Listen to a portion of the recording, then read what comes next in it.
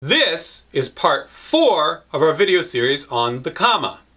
In part 3, we introduce comma usage when it comes to non-restrictive and restrictive clauses. We said that comma usage depends on whether the phrase is essential to the meaning of the sentence. A phrase that we can remove from the sentence is one that must be separated by commas. No comma shows that we can't remove the phrase.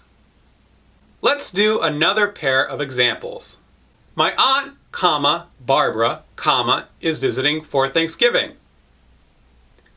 My aunt Barbara is visiting for Thanksgiving.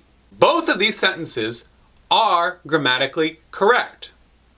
They just have a different meaning. One is spoken by a person with multiple aunts, one of whom is named Barbara. The other is spoken about a person with one aunt, who is named Barbara. Can you guess which is which?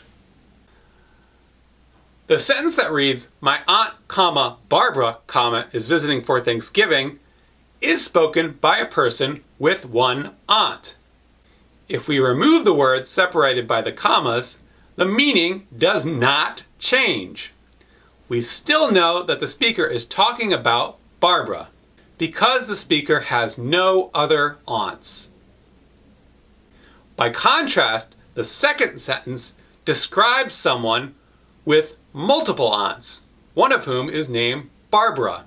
If we remove the word Barbara, we no longer know which aunt is visiting.